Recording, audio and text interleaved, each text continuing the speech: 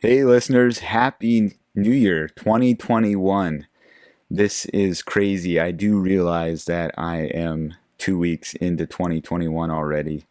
In fact, the episode that I have for you, I recorded the middle of December, anticipating that I would get it out the end of December, like, New Year's Eve or something.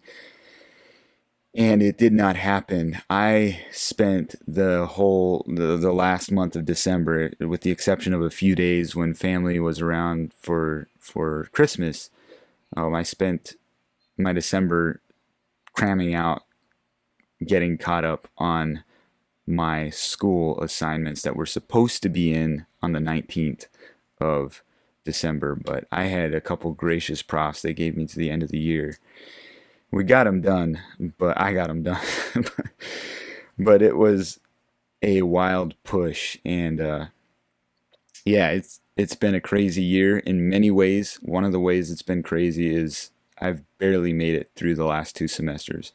And one of the adjustments in that is going to be I'm going to cut back this next semester, going to cut back to just one class instead of four classes. So, anyways, that's like a little random update. Here we are, January 16, 2021. And the episode that I have for you guys today is an interview with some pastor friends of mine that just reflecting on what it was like, what 2020 was like for pastors. And uh, the, I read an article somewhere, I don't know, for July, August, September, somewhere around there from Barna that talked about what pastors were experiencing in 2020 and how isolated and alone they felt. And so it's made me feel for church leaders for one thing. But then I also just thought it would be good to kind of end out the year, or in this case, begin the year, just hearing from what the year was like for pastors. And especially in going forward in 2021, how can we be a part of supporting pastors? How can we as a church kind of come together and just draw closer to each other as a church community? So I'm really excited to share this episode with you. But what's really interesting is we spent most of the time talking about COVID, and yet some really crazy things have happened politically here in 2021. So we don't really talk about politics. There was plenty of crazy stuff going on with politics in 2020, right? But I mean, wow, we have like an insurrection on the 6th, and just the inauguration coming up next week already, and just all kinds of things coming loose here. It feels like it kind of feels like 2020 just kind of showed 2021 around and was like, here, this is how we do things. You see what you can do, and 2021's trying to one up 2020 or something. But anyways, here we are. We're a couple weeks in, and God is still good. Humans are still quite crazy, and so we want to kind of process how we can draw close to each other in the middle of crazy times, and especially as we reflect on what happened last year and how to process just things that we've not been through before, things that are just like this, leaders are needing to make decisions they've never been faced. Nobody told them when they were ordained as a pastor or whatever, like, you're going to have to decide whether it's persecution to not meet during a pandemic, and or whether it's a real health threat that you better not meet during a pandemic. And whichever decision you take, half your church is probably going to slay you for it. Like, that's putting it kind of bluntly, but that's really kind of what it's been like. And so I think it would be good for us to just kind of hear. Now, you'll notice in the interview, that is not the attitude that these pastors carry. That's me kind of like, hey, that's actually the reality that they were dealt, right? And I hope this can be just kind of a peaceful reflection as we go forward into what could be a crazy week ahead, but maybe even a crazy year, right? So, anyways, as always, if you want to support this show, if you want to support the podcast, the blog, if you want to support our venture through college, Bible college, you can join us on Patreon. It's patreon.com/Asher Whitmer, and there are extra content and experiences that you can enjoy as Patreon members that are reserved for Patreon. One of the things that I'm going to be shifting going forward here in 2021 is that I'm going to be devoting most of my energy to Patreon. So what I mean by that, especially when it comes to social media, what I mean by that is, as many of you probably have already observed if you follow me on social media, I don't engage a lot on social media anymore. I just kind of post things, and then everybody and their brother can say what they want, respond what they want. I do read it, look back through it. Sometimes I engage it, but I've found that that's very rarely profitable. And so the people that are members, that are Patreon members, when I'm going to be, I'm have a Facebook group where every patron, no matter what tier, no matter how much you're giving, you're a member for, but every patron can be a part of this Facebook group. And then any of the conversations that everything I post on Facebook, I'm also going to post in that group. And if people want to dialogue further and have a more meaningful conversation about it, then we can have it through that medium. So if you're not on Patreon and you don't want to be on Patreon, that's perfectly fine. Just understand I'm not ignoring you. It's just I don't have the time to put in the dialogue, and I'm very rarely able to discern whether this dialogue is even going to be that profitable. And so if you are on Patreon, know that, hey, you know, if I want to actually converse with Asher about some of these issues or some of the things, that Facebook group is the place to do it. So if you would like to be a part of that group, you may venture over to patreon.com/Asher Whitmer. But if you would not, that's fine. You can continue to receive all regular content for free. Thank you for your listening. Thank you for your support. It's been a crazy year. It's been quite a wild year. Yeah, this first couple weeks here, I've just been reflecting on the last year and planning the year ahead, and just remembering a year ago when I did that. One of the things that I felt that we needed to open up and talk about was racial issues. I had contacted Keyshawn Washington and planned an interview with him, had outlined in a series of articles on racism that I have yet to publish. But what do you know? Like, racial issues becomes a huge issue, current event that we all have to process through. It's interesting. Who knows what's going to happen for this next year, right? But we know that God is good through it all, and that He is faithful. And I hope you enjoy this conversation that I have with my pastor friends, and that we can learn together how, in light of the faithfulness of God, how we can faithfully serve and walk with each other. Okay, we are live here on Unfeigned Christianity. It's good to have some old friends and some new 2020 friends. Rich, I don't know if I have officially met you in person. I can't remember ever meeting you in person, but I don't know if I have. I've met your father, but I don't know if I've met you. yeah. Rich Schwartz from New York City is pastor of, I was going to say followers of Jesus, but you're not pastor of followers of Jesus anymore. What is the name of your church in the Bronx? Our church is Believers in Jesus Church. Believers in Jesus Church. So Rich and I have gotten to know each other a little bit more through, we've worked together with Restorative Faith Community that has done some online virtual events around racial issues and how to think through those conversations from an Anabaptist perspective. And yeah, it's good to have you on, Rich.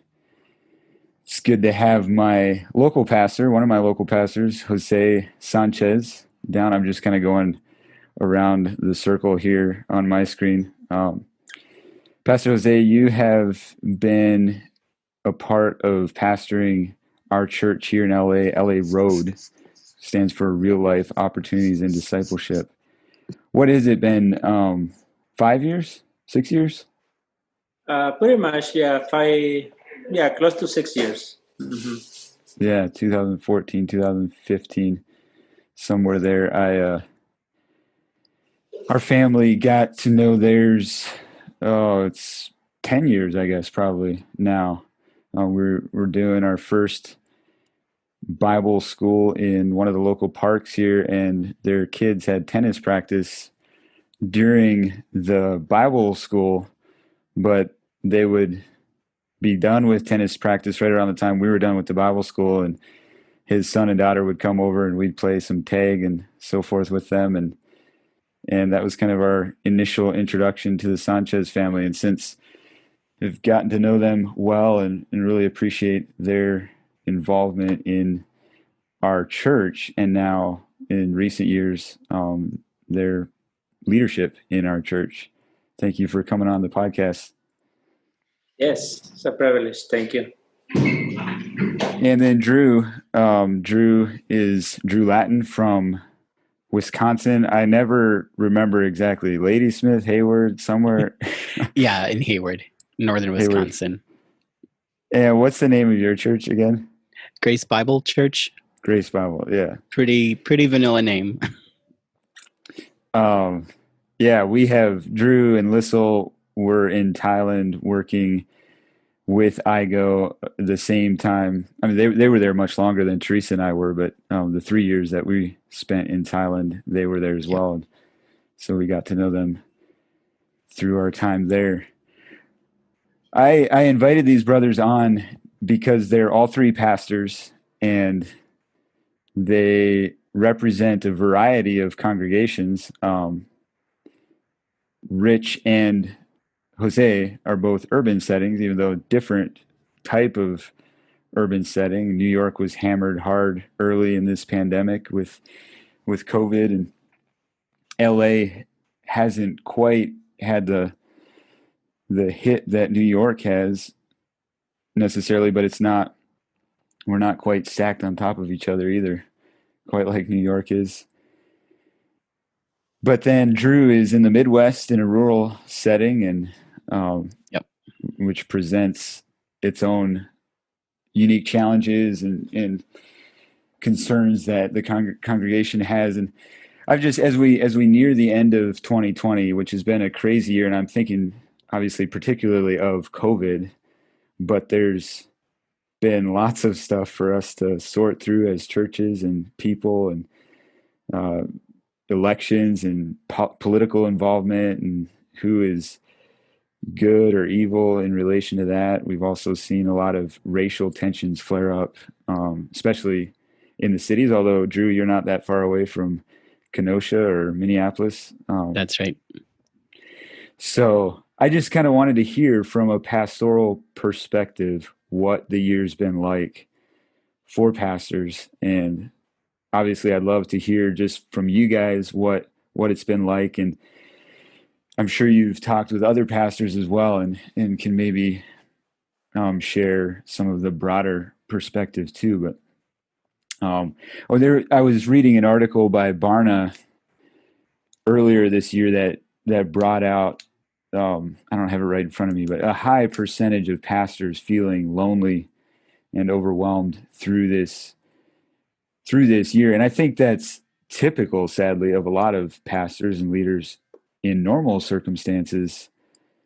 And then you add on a pandemic and things going on in our culture and society that you have to make decisions, and your church is quite likely split in some degree or another, maybe not down the middle, but there's some buddy who probably has strong opinions on either side, whether you gather, whether you don't gather, whether you wear masks or don't wear masks, whether you stand in support of black people, or whether you have nothing to do with some of the modern racial justice movements, or whatever we could look at. And so I just invited these brothers on to hear. I guess my opening question, and I don't really care who goes first, but I would just like to know what it's been like. What has the year been like for you guys personally?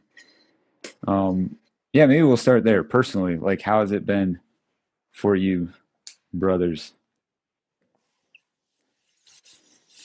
And Pastor Jose, maybe I'll just have you go first. Okay, well, it's been a quite interesting year, especially with this pandemic and all the things happening, as you already mentioned it. And it's been, I can say personally, for me, it's been not that hard because I'm not dealing with work outside right now.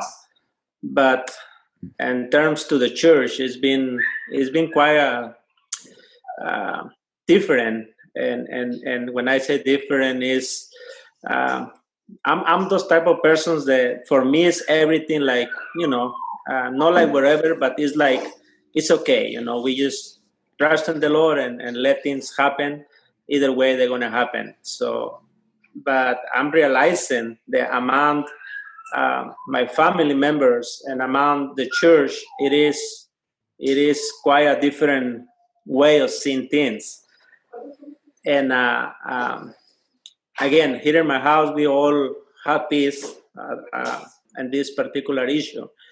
But in regards to church, it's different. It's different. They don't think the way that I think, and I don't want them to think the way that I think. But to me, these times, it should be times that where we can trust in the Lord and just walk in faith and just, pretty much not get into so much stress and so much thinking and what is going to happen or when this is going to be ending. But I got to respect also others, the way that they think. So I can freely say that I'm just fine. I personally didn't get the COVID yet, and I hope I'm not going to get it. But anyways, what I'm saying with this is that it's been a lot of different opinions in this subject, and yet I personally and my family, we still trusting in the Lord, and we just, living day by day and thanking Him for all He's done. But in the church, it is quite different. And when I say quite different, is I will say it's been a lot of distraction and all this situation. And I think you mentioned it right. You mentioned it already that we've been dealing with the issues if we wear masks or we don't wear, or if we should have services or not. And I personally, in my opinion, I think it's the time when we need to be all united and all together and just worshiping the Lord and trusting in Him and praying for all the situations around. But for some others, they prefer to stay at home and just, protect themselves to not get anything that they're going to affect them. But again, it's various opinions in that particular subject. I don't know you necessarily want me to talk about that or anything else, but Yeah. No, that's good. I would like to get into that later. Mm-hmm. But maybe just one follow-up question here quick. Would you have said, and I kind of know the answer to this already because we've talked about it some, but maybe Rich and Drew can, when you guys share too, you can give perspective on this as well. But at the beginning of the year, would you have said our congregation was as opinionated, or would you have known, like, did it surprise you that there's so many strong opinions, or did you kind of sense like, yeah, we have strong personalities in our congregation and so forth? What does that question make sense? Yeah, well, yeah, to answer that question, it did surprise me a lot.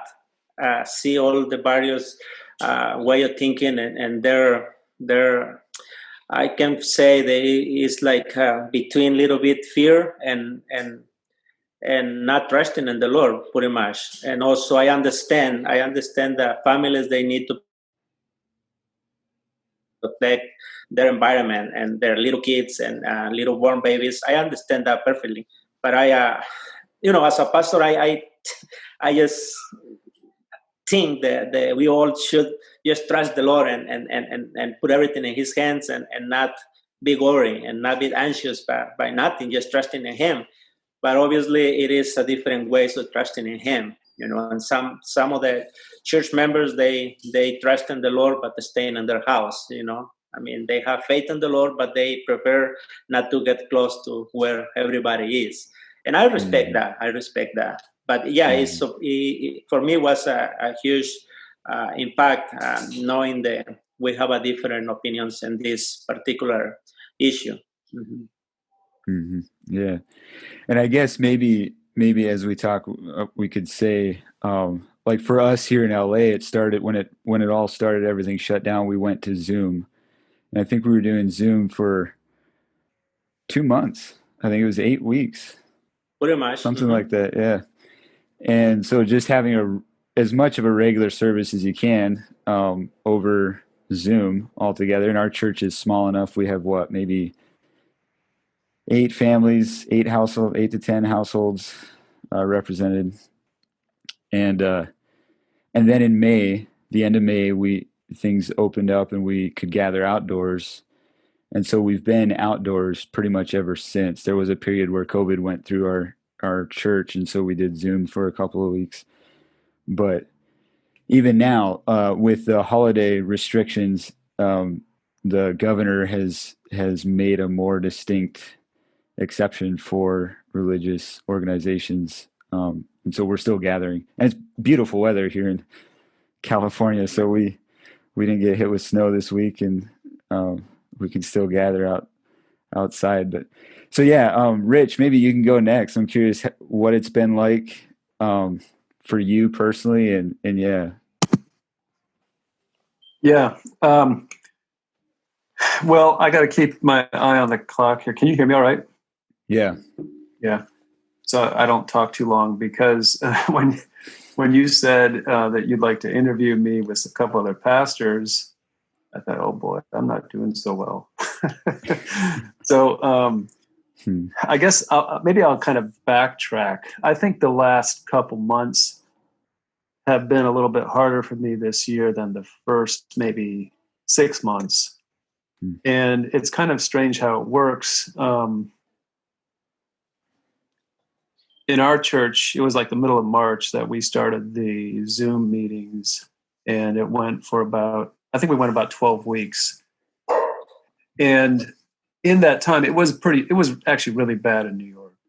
So one of the struggles for me, since I grew up in Ohio, I have a lot of kind of middle America connections, and I'm seeing my friends and family saying, come on, this is just nothing but the flu, this is a conspiracy. And, I don't know, just any number of statements. And I'm thinking, wait a minute, but this is really bad. People, these things aren't being made up. One of the pastors of a church on Fish, just like 4 blocks down, they lost 6 congregants. And Brother Ike is a part of our church. His wife goes to another church, and in their church family, they lost 3 people in the month of April and May. Wow. And St. Luke's, up about maybe 12 blocks from here, it's a bigger church. Not everybody who's supposedly a member is necessarily an active attender, but I think they had 24 people die in St. Luke's. So COVID was real, and it was a present concern for us. I think one of the things that our church did when this happened, we're a small group. We have anywhere from maybe 25 to 30 people, sometimes less than that, sometimes more. Mm-hmm. So from the middle of March until probably the end of August, actually from the middle of March until May, I think it was, 4 of us brothers got together to pray as regular as we could. We tried to do it every day, mostly by Zoom. We didn't do it in person so much. And one of the things we were praying about was, God, show us what you're wanting us to learn through this, and show us what we can do to reach out and help other people. And it was, God opened up some really amazing opportunities to serve the community and engage in serving and giving and outreach, which probably really helped to kind of pull us through. We started meeting in the parks in late May, and that worked up until September, but the last 2 services were like low 60s. And that became a little bit of a problem. So we're now meeting indoors on Sundays at a Seventh-day Adventist church. I think the opportunities to serve and engage and kind of stay connected via prayer were really key for the COVID thing, and even for the racial, tensions that were happening and the discussions that were going on. I'm bivocational as a pastor, so I work part-time as an insurance adjuster. And in August, we had a big windstorm come through, August 4th, and I took on a bunch of assignments that I, in my adrenaline, thought I could do, but it took me a month or so to kind of get caught up. It's probably more like 2 months. And from then in September, some of our schedules switched, so we couldn't do the prayer meetings like we were doing. So the combination of doing more insurance work and the outreach, the food distribution kind of stopped in August. We had a number of people give us money, just send us money from random places, like $20,000, I think it was, that we could use to give or to have Blessings of Hope boxes come in and to give to other people. So that was a real blessing to be a part of that. But from September until now, there hasn't been as many, I guess, opportunities. You kind of, people aren't too sure about caroling, seeing what's going to happen. If you go door to door, some people would probably be open to it, and some people may not be open to it. So I think we're in a season of maybe inreach instead of outreach. You have a season of inreach where you ask God to work in you and build you up to be a man of faith. Regarding the question about would you have thought that the church would be this opinionated? I mean, I think we're a fairly young church. We're about 2 years old, and all of us have opinions. My wife and I would, on the DISC assessment, come out on high I, so we really want to be around people. And so these restrictions, like you have to find some way to get together, come on. And Zoom didn't really seem to cut it for us so much. So I guess different personalities sometimes can maybe, be expressed. But thankfully, I think it wasn't as hard for us because we actually saw it around us. I mean, we heard emergency sirens and everything else. So it wasn't some sort of like out there phenomenon. It was actually present. So we've had some varying opinions on how to handle masks. When we were outdoors, some people wore them, some people didn't. We had to agree to come up with a COVID safety plan when we rented the space. So we're kind of holding each other accountable to that. And, everybody in New York City wears masks. So that's hasn't really been an issue. I shouldn't say hasn't really been an issue. It hasn't been an issue of conflict that has caused division, as far as I know. There's different opinions, definitely. Yeah. Yeah, no, that's something I've thought about more this time around than in the spring even. Is just how present it is for us. I do handyman work and have a number of clients who's got a relative or maybe they themselves have had COVID. My sister works in a hospital in South Central, which is probably the closest to New York as far as tight living that we have out here. And they're just overwhelmed with COVID patients. And I shouldn't say it live on a podcast, but at least 3, maybe 5, Pastor Jose, maybe how many patients she had in the last week, and they all died, or most of them died. And, no, I don't have the number, but I hear the few of them, they pass. Yeah. And so it's and then even now we have economic stuff going on too, people being laid off, people being let go financially. And so I've thought about it recently, what you talked about back in the spring, that it's definitely more visible for us now. Drew, what's it been? For us, it really was probably a fairly stereotypical upper Midwest experience compared to you guys on either coast, where it felt academic. Some people felt like it was a conspiracy or, conspiracy adjacent, that this wasn't really a thing. And so we locked down right away. We, I think mostly were happy to lock down. But as it started to drag on from, flatten the curve to, let's stop the spread, people in my congregation started to feel pretty uncomfortable with that, what felt like a bait and switch, from, let's just flatten the curve, slow it down, to, we can't go out until this is taken care of. And yet I'm also bivocational and teach in a minority community here, and they were much more concerned about it than the, northern Wisconsin majority. So I felt like I had it from both sides personally. On a very personal level, I enjoyed the first couple of months of COVID. I'm not going to lie. I enjoyed the lockdown.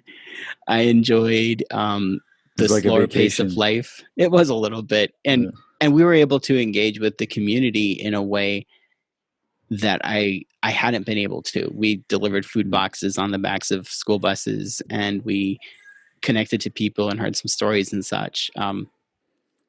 Not like you might have had opportunities in New York City or something, but so I really, like, the first couple months were great. And then this summer, it was actually hard to keep anybody around for church outside, because everybody wanted to travel and hang out and stuff, because they'd been cooped up for the first couple months of summer, or of spring, I should say. And then as things have gotten more challenging this fall, any novelty has kind of worn off. But right away, we really did wrestle with the tension of how seriously should we take it. And anytime we would start to encourage people wearing masks at church or things like that, other people felt like we were being too politically correct or virtue signaling. And it was really hard to talk that out. I think ultimately we did, but it was tough. And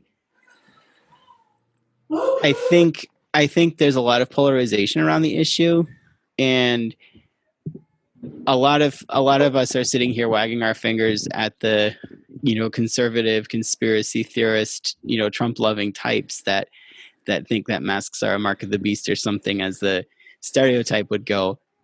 But I had to stop some of my snide attitude about the anti-maskers to recognize whether I felt like their concerns were valid, they were genuine, and that they had people in my own church and my own family were genuinely frustrated and hurt and concerned, and there needed to be pastoral care for that too. You can throw all the science you want at somebody and show statistics and pie charts and everything, but that doesn't make a difference to how somebody's actually feeling. And I think that was a lesson for me that I had to process. Mm-hmm. And like you were saying, it was more of an academic kind of doing this for the rest of the country sort of thing. You guys weren't necessarily, people in your congregation weren't necessarily seeing people get sick with COVID and stuff like that. Well, actually, within the first, I think it was April, I had about 6 siblings get COVID. Oh, okay. And all of them said, yeah, it was pretty bad, but like the flu I had in 2018 was far worse than this. But they're all, in the 20 to 40-year-old band, and it just wasn't that big of a deal. They were much more concerned about several of the people in my family that got COVID were partially laid off from their work in like the hotel industry. And so that felt much more concerning to them and to a lot of us than anything else. Yeah.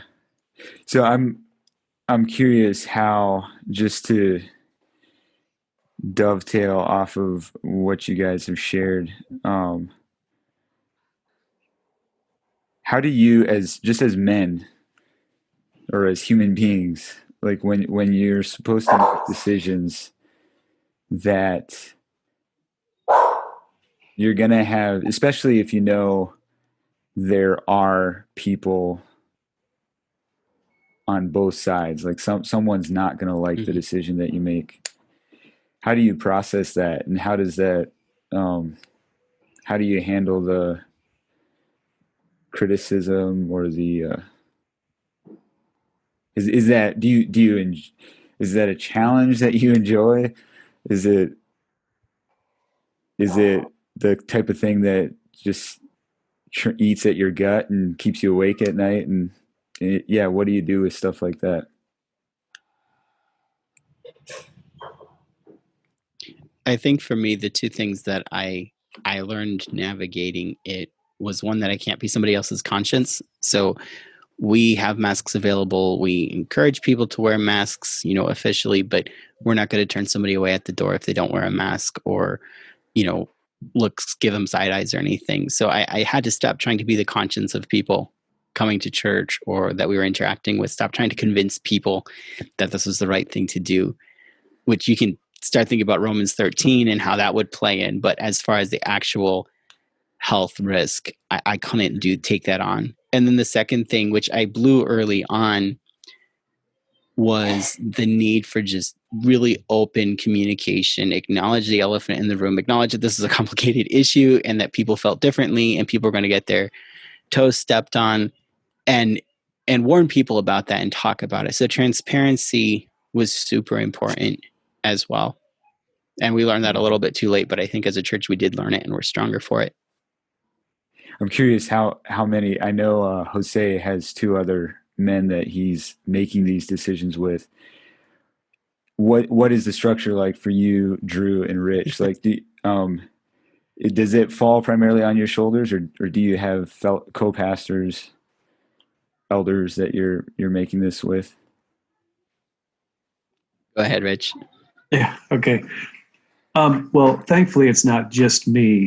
Brother Stan Miller is an associate pastor. He's also ordained.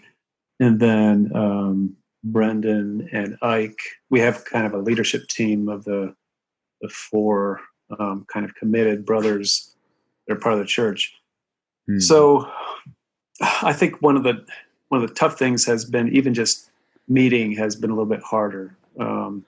We've had how many times where somebody traveled, we had this quarantine business going on, so only 2 out of 3 could meet, or 3 out of 4.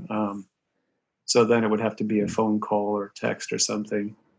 There were times when it kind of came down to me to make the decision. I don't really feel like that was a weight for me. Probably that might be one of the benefits of being a flexible kind of extrovert. So I'm kind of used to dealing with things on the fly, which has actually been a frustration to some of my team members. But when you're in the middle of something and you don't, like, sometimes we would have planned to be at the park at 3:00, but we get there at 1 and realize, hey, this isn't going to work out, so I have to just make a quick pivot and meet somewhere else. So just regarding meeting, when, where, and how, I mean, we made decisions every week, several times a week, regarding that, things that we would not normally have had to do.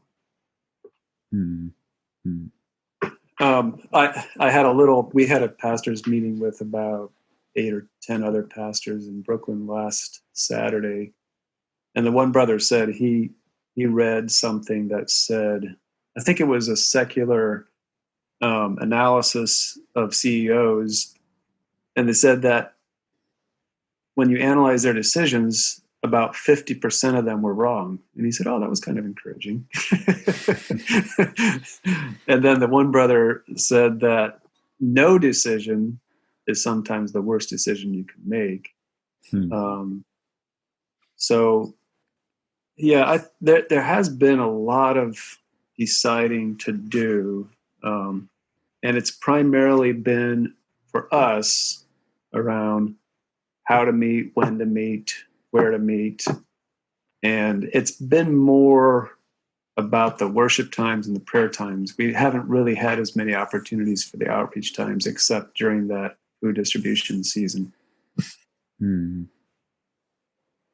I think for us, we entered 2020 after a very, very, very rocky 2019, and losing the 2 ordained members of our leadership team. One moved to another church and the other retired after promising him for 5 years that we'd let him retire. And so the last church meeting we had before lockdown went into effect, we appointed 2 brothers to serve as an interim leadership council. And then all of a sudden we have to figure out what it looks like to have church in COVID, how to have church over Zoom, how to sing with masks, or is that okay not to, and things like that. So for us, it wasn't so hard to make those decisions because the 3 of us as couples, myself as the pastor and then the 2 others, were pretty much on the same page. But like I said, just because we were on the same page, we failed to communicate with the rest of the church what we were thinking, and they weren't all on the same page. And we're a very sort of congregationally centered church in our leadership approach, or at least we tried to be. But I think for me, the biggest challenge was trying to establish a new norm for church leadership in a COVID year, in a year with lockdown. And that was really, really, really hard. We've had other even more exciting things happen in the past few months. And it's just felt like, and every leadership team is going to require adjustments and tweaks. And sometimes you're going to have to stop and say, wait, this isn't working right. What are we going to do? But it felt like we were going 65 miles an hour down the road. And it's like, we need to change the brake pads and rotors. And we're like, okay, let's change them while we continue going 65 miles an hour down the road. And we never had a chance to stop and work on those maintenance things. And because we didn't work on the maintenance things, it ended up feeling like a lot of the stuff which is natural and normal and really, in a sense, even healthy, navigating new leadership and stuff, it became a lot more problematic because we didn't have a chance to really stop and figure it out. And I would add to that, one of the things when you come into crisis, of course, you have to deal with the crisis, but that means then you're not dealing with the normal stuff. You're not dealing with like regular discipleship stuff, caring for families, counseling, accountability groups, all these things that make up the bread and butter of church life. It's not happening. And so things like, a brother struggling with a porn addiction isn't going to get help when we're trying to keep people out of the ICU. And that's horrible, and it shouldn't be that way, but it sometimes felt that way a bit. Mm-hmm. And to make matters worse, if we're not interacting a whole lot, like that fuels stuff like porn addictions. And Pastor Jose, what has it been like for you guys making the decisions? One of the things I've really appreciated about you brothers is the humility of if we come to you with a concern or just unsure of why did you make a certain decision or whatever, like we can come to you and talk about that and you guys hear it out. But I'm curious, what does that feel like on the backside of that? How has that been for you personally, for the you, Benji, and Sam as a team? Has it been similar to what the other brothers here have shared? Yeah, pretty much. I'm finding interesting that some of the pastors we deal with the same problem. We fail to communicate proper to the church, and then we face issues. But yeah, definitely. Well, since this start, we kind of let it open to the church to wear masks or not to wear. I mean, we didn't say specifically you need to wear it. It's okay, you not wear it. But what we find interesting is that hearing brothers and some sisters, then and seeing that was not really too much tension and wearing or not, then we became with the decision that, well, it's okay, you're gonna wear a mask or not. And that was I guess was a wrong decision that we decided as a leader team. And then after a few days, then we gotta meet again, and then we talk about it. And I say, well, I think what we decide as a leaders is not the right thing.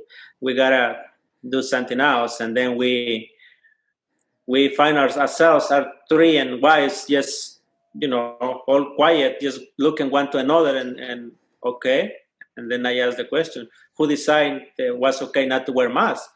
And then we say, okay, then if we decide not to wear masks, now we gotta decide that we gotta wear masks, even though it looks like we made a mistake. But I mean, we gotta accept it that we made a mistake in a way. And then we come now with a request for the whole church to wear masks and be, take care one to another. But also I'm on the same page with the other pastor that he was saying. We have one or two that they visit us and they don't wear masks, and we are not at the point that we force them to wear masks, but also we would like to everybody wear masks for the safety of everyone. But at this point, we require masks in the church for the safety of everyone. And yet, this where we are right now. And hopefully, eventually, we will now going to be dealing with this situation. I personally, to me, to wear mask is a little bit, I don't like it. I wear it because I had to wear it. And if I go to the stores, I need to wear my mask. If not, they're not going to sell anything to me. And then I got to obey those rules. But it has been, back and forward in that regards. So again, as a leaders, we don't have the right decisions all the time, and then we gotta sit and talk about it and pray about it, and then we gotta make a decision end of the day.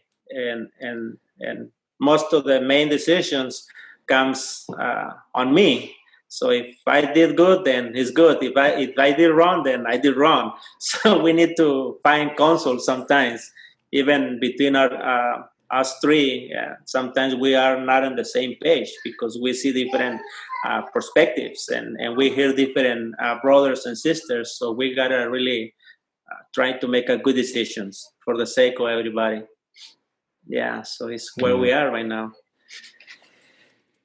So we're our hours coming to a close here soon. I have a few questions I'm trying to think through in my head. Which ones do I want to for sure get asked? But since we're on the topic of making decisions, and a couple of you have mentioned blowing it or making wrong decisions, I'm just curious from a pastoral perspective, what would you like lay members to know about how to react or respond to bad decisions that congregants might think are bad? I don't know what it's been like for you guys, but I can imagine there's some people who are probably very vocal about it and almost aggressive and feel like there's no grace for the fact that we're all human, and even leaders are human and going to make bad decisions. Do you like that? Do you like people being vocal, coming to you? Do you long for just more like grit and bear kind of, we're all, I don't know if you would have made a better decision yourself, or like, I don't know if my question is very clear, but like what would, as leaders, what feels like, because I'm sure I know each of you well enough to know that you make decisions aware of the fact that you may make them wrong. I mean, you've mentioned it tonight. And so how does it make it easier for you as leaders when you make a wrong decision, to be heard? How is it easier for you guys to hear the dissenters or the ones who might be critical of that? In what way should lay people approach their pastors if they're concerned about something? Does that make sense? Yeah, it makes sense to me. I personally, I really enjoy when brothers or sisters, they come to me and they question me about a Absolutely. decision, or when they have a different opinions. And I really enjoy that, not because it feels good or not good, but I enjoy that because I feel there is an open channel and an open communication, and that's my goal. And the other team leaders, we want to be open to hear the church, because they are very important, and it is important how they think and how they see things. Sometimes they see things different as we see, and we gotta think about it and realize if we did it wrong, or we need to fix something. And also, we don't want to be talking about myself and my other team leaders. I don't. We don't want to be just someone that is just hammering everybody and not allowing people to talk about it. So that's why we want. I feel better when I give them the opportunity to come with a different ideas, or just to hear their what they thinking or what they see different than I see, because we are a pastor. I'm a pastor. I'm a leader, and the others are leaders too. But it's not necessarily that we make the right decisions all the time. I know that we have the responsibility to have a decision end of the day, but also we need to give ourselves the possibility that not everybody is going to be in agreement with us. So I'm blessed. I wish more brothers and sisters that will come to me and they say, "Oh, why you say this? Or why you're doing this?" I enjoy just having those conversations, and that's what I think, and that's what I see it, having an open conversation. Agreed. That sounds good, Brother Jose. I think I used to tell my wife conflict is the road to intimacy, but I don't seem to like conflict quite as much as I used to. So I think if it seems like the average person, if you analyze the uniqueness of our situation, would recognize that it's not easy to make the right decision moving forward. So I would probably ask pastors and lay members to keep that in mind as we make these decisions and try to extend grace. I think that's been a theme for us in our churches. Can we try to extend grace to each other? Because there's going to be people who are more sensitive that think Romans 13 extends carte blanche to Governor Cuomo and Mayor de Blasio, and we should respect everything he or each of them say, even if they conflict with each other. But then there will be people who say these guys don't know what they're saying. So you have these two God-fearing, Christ-loving brothers who disagree on how to respond to what the rules are. And I think we really have to try to, when we come together, agree to extend grace to one another. One of the brothers was preaching through Romans 14, which was about people who eat meat and people who don't eat meat. And he had this diagram showing the two differences. And I was like, wait, that's the ones who wear masks? Is that the ones who don't wear masks? So if somebody has a problem, I would prefer if they would talk to me. I know just in the last, not too long ago, I emailed a brother with a question kind of about a decision that I thought might have been kind of COVID shaming because somebody had gotten COVID. And afterwards I was like, I sent another email apologizing for the email because I didn't think the email was right. It was necessary. I would have preferred just to have a face-to-face conversation because it was more of a question. It wasn't so much like you did the bad thing. So if we could at least come with kind of a degree of humility and grace to recognize that this is a tough situation, but we should be willing to receive and give the questions, I think. And that's, for me, that was probably the thing I would echo most strongly is I would much rather people err on the side of asking and expressing their feelings, even if it feels frustrating.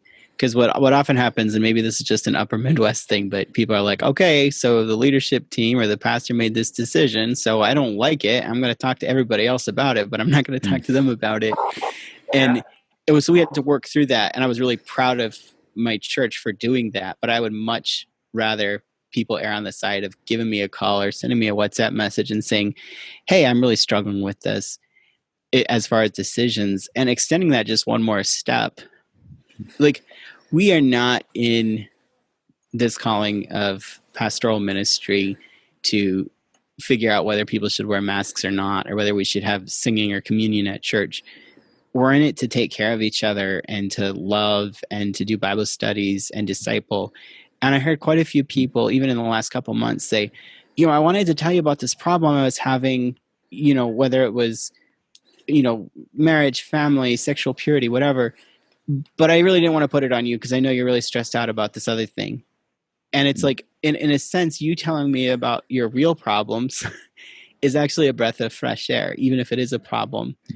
And so I would ask churches, and I can't say this for your whole listenership, Asher, but I would ask people in churches to be persistent and aggressive, even in crises, to get help from each other. Because what happens is I'm not aware of it because I'm dealing with the thing that's urgent in my face now, but that doesn't make the less urgent problems any less necessary, any less important. And so I actually need the church's help more to help me see things because they might slip through the cracks in crisis. Yeah. And that dovetails nicely with maybe the last question that I'd like to throw at you guys, and just kind of with different ones of you have mentioned the the lack of, I think, Jose, you talked about distraction. Um, Rich, you mentioned, and Drew, I think you too mentioned that. Well, Rich was talking about the inability to do outreach. Drew talked about missing out on some of the more in-house discipleship, or regular discipleship, that you guys have. What is your burden for the church as we go into 2021? What is burden or prayer? Like what do you long to see happen in your congregations, in your people? I think, for myself, something that I've thought a lot about, and I don't know if this is unique to COVID or if it is just a topic that I've been thinking about, period, but is just the model of church and the model or format, like the way in which we do church, and how it's become a passive thing for non-leaders, and just longing to see more of us lay people doing the discipleship. Like, it's not like we are all, what you mentioned, Drew, we are all called to be asking help from each other, but then also giving help and discipling one another, provoking one another to study God's word, to love and good works. And I'm just curious, as you guys look at the year, as you look at many of the rest of us kind of getting distracted and maybe engaging more in social media battles than in prayer battles, what is your prayer? What is your burden for your congregations, for your church, or for the church at large going into 2021?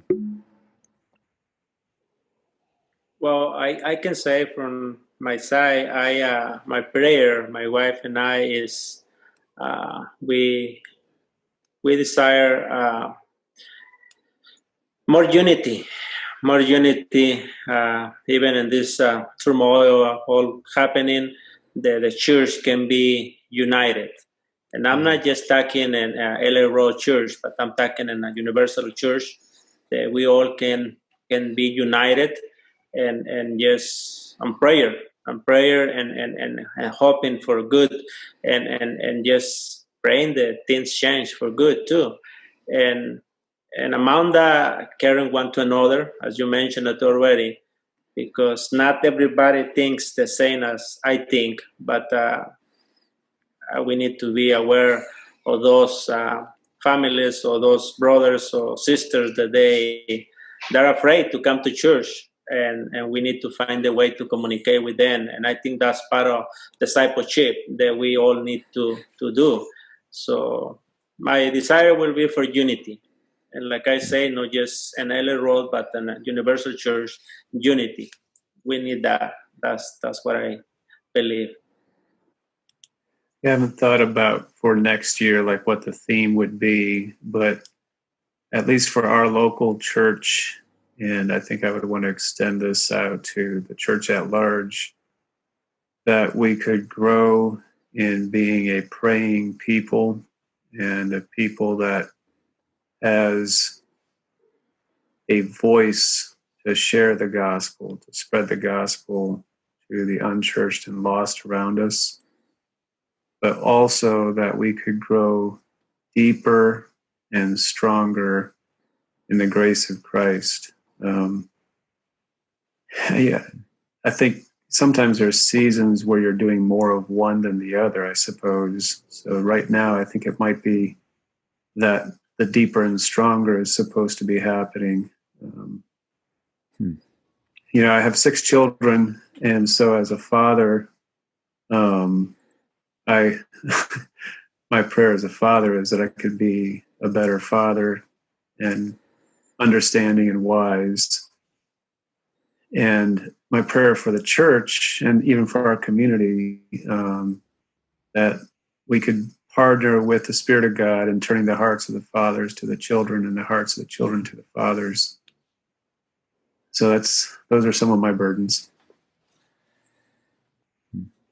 Yeah, I'd echo everything that was shared, and especially resonated with Pastor Jose's emphasis on unity. That's what the church is known for. That's the manifold wisdom of God that we're supposed to be unfolding to the principalities and powers. And it's amazing, whether it's the 2020 election cycle or Black Lives Matter or masks. These things can show fissures in our church, in our fellowship, that are sometimes surprising how easily we break apart. So that's something I'm praying for going forward. But at the same time, I've also felt in our church a lot of coming together when we've seen the fissures, when we've seen the cracks in our unity. And so I'm thankful for that. I think just really personally, and this might be too local, but maybe not. I'm praying and hopeful that our church will take the creativity around getting together and fellowshipping together in small groups, on Zoom, on YouTube, even on Facebook and stuff, the different ways we've found fellowship, and we would find more ways and more creative ways to find fellowship outside of a Sunday morning traditional 2-hour service. And I don't know if that means we'll stop having, regular sermons as such, or we'll have more Bible study type settings, or if we'll meet in cell groups more often. But that's one of the things I'm taking with me from this past year, that sometimes was good, sometimes was rocky. And I think we can do better and make better things out of it for the glory of God and the strengthening of our local body, to be creative in our gathering. Yeah. Yeah. Well, thank you, brothers, for coming on and for sharing. I think we get a little bit of a glimpse, at least, into the life of a pastor in 2020, and definitely, I pray for pastors, pray specifically for our local pastors, but I am very much aware, even though I'm not one. I have many pastoral friends. My dad's been a pastor. I'm aware of the burden that church leadership is at times. I don't know any pastor who doesn't enjoy people and enjoy the opportunity to serve people, but it's also can be a weighty burden too that causes stress. And just thank you guys, thank you, brothers, for serving in this way and investing in guiding your corner of God's flock through this kind of crisis. Thank you, Asher. Thank you, Asher. The Drew, you're a part of a podcast, That Jesus Podcast, with Titus Kipfer. So if more people want to hear more of Drew and his perspective, it's probably one of my favorite podcasts at the moment. Aww. I really enjoy. We're looking forward to an exciting year next year, lining up guests and stuff. So I think it'll be good. Yeah, that's good. So definitely recommend going and checking out That Jesus Podcast is the name of it. Rich, you guys have a blog of some kind, don't you? Or is it more in-house, local friends and stuff? I write some, and this year kind of had writing happen to and fro and back and forth a little bit. Yeah. But I don't know if it's really an official blog. Okay. I've really enjoyed it. When I don't read them all, but definitely enjoy your take on. One of the things I've appreciated about Rich is that, and I think I told you this, Rich, earlier in the year, maybe in April or May, but you connect with the issues that, like, a lot of us have, whether it's church background or family background, to Midwest or to PA, Wisconsin, Illinois, Ohio area, and more rural areas, and life is different from the urban centers of our country and the rural centers, and sometimes it can be almost frustrating to try to convince people that you're not just some leftist liberal in the urban area, but that there's real life issues we're dealing with. And I've just appreciated Rich and his writings every now and then, and just processing from a very Christ-centered biblical perspective in processing those things has helped me in some of my thinking through things. So I guess if people want to look you up on Facebook, they're welcome to do that. Yeah, sure. So I do have some stuff that I wrote on richandsandy.org, but it's kind of complicated. You have to kind of click over somewhere to get to it. So Facebook is probably just as good. Okay. And then Jose, you don't have any public persona really, do you? You just have to come to LA and get some tacos from the Jose grill. So yes, for sure. Yeah. Well, But thank you, brothers. Amazing beard. Yes. He's got the amazing beard, and he's quite the chef. So definitely come and taste the food sometime. Well, thank you guys for coming on, and I will let you guys go. God bless the rest of your week and your evening tonight. You too, Asher. Thank you.